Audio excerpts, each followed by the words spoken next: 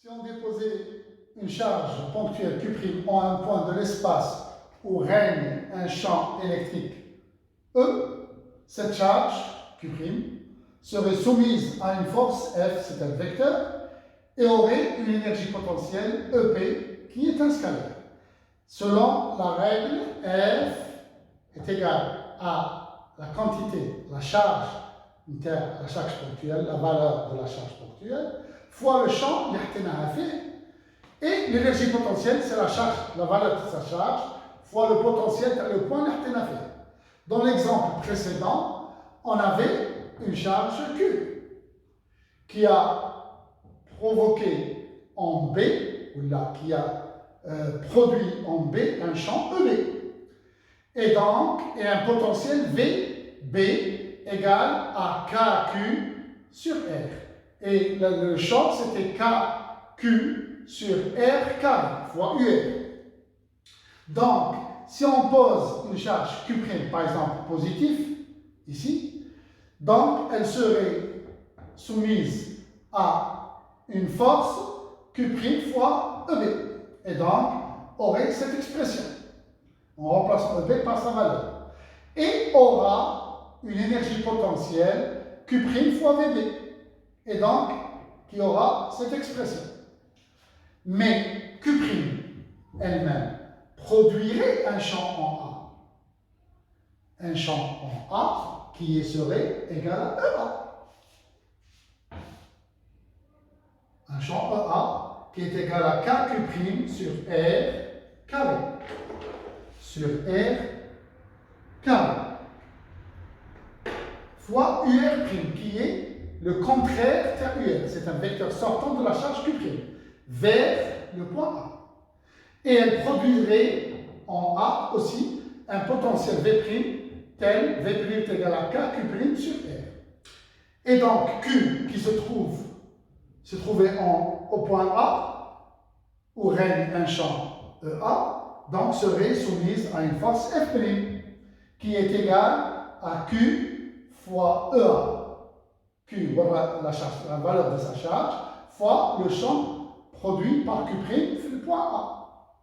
Et donc, aurait un champ, une force F égale à KQ' sur R carré, et aurait une énergie potentielle EP', ou la EP tout simplement, qui est égale à QV', et qui est égale à l'énergie potentielle. On remarque que F' égale à moins F, alors, في زوج عندهم KQ' sur R carré, l'autre UR, l'autre UR'.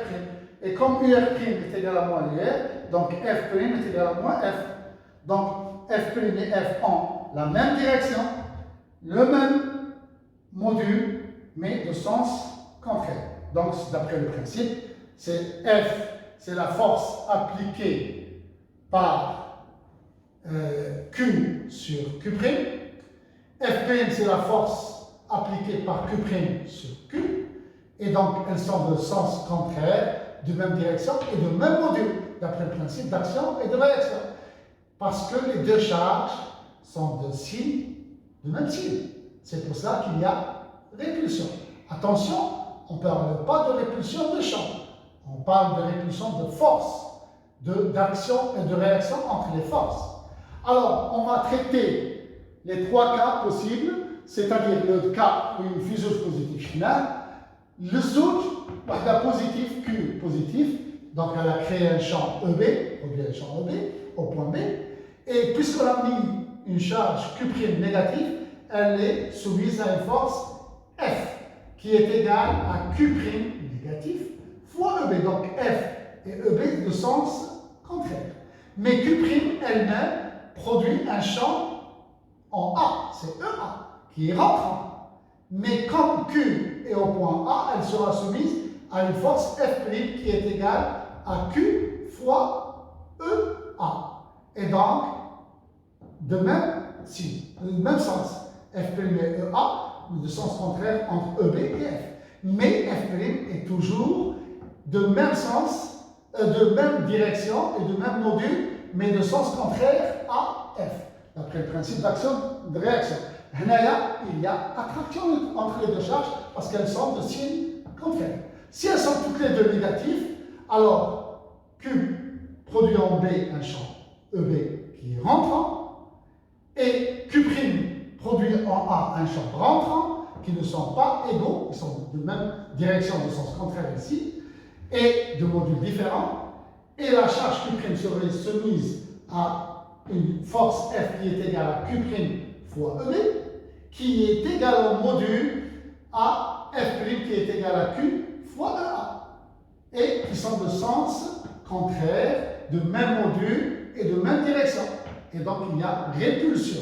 Répulsion, mais chiffre les champs. Répulsion, les forces, toujours. Il y a attraction, les forces. De même, de signe contraire, attraction. De même signe, répulsion. On peut aussi faire une petite analogie entre la gravitation, la loi des masses, et l'électrostatique.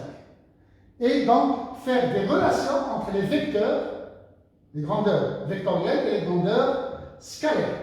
Pour l'électrostatique, une charge dans l'espace produit un champ. Si une autre charge, une ligne de champ, pour une charge négative, elle semble convergente vers la charge. Ce qui ressemble à la gravitation. Donc une masse dans l'univers produit autour d'elle un champ de gravitation donné par moins Gm sur R carré. G, c'est la constante de gravitation, c'est égal à 6,67, 10 puissance moins 11 dans le système international.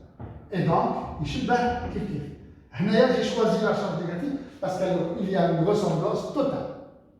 Si c'était une charge positive, les lignes de champ seraient sorties. Alors, et s'il y a une autre charge qui est posée dans un lieu quelconque, à une distance R de Q', elle serait soumise à la charge RTNA fois le champ que produit la charge Q. La charge Q. Donc, alors, la force c'est K, Q' sur R4. Si on pose une autre masse, petit m, dans le champ de gravitation d'un grand M, elle sera soumise à une force qu'on appelait le poids. Elle est égale à la masse mise fois la gravitation de la première masse. Et donc, serait égale à la force, qui ressemble vraiment à un signe près de la force électrostatique.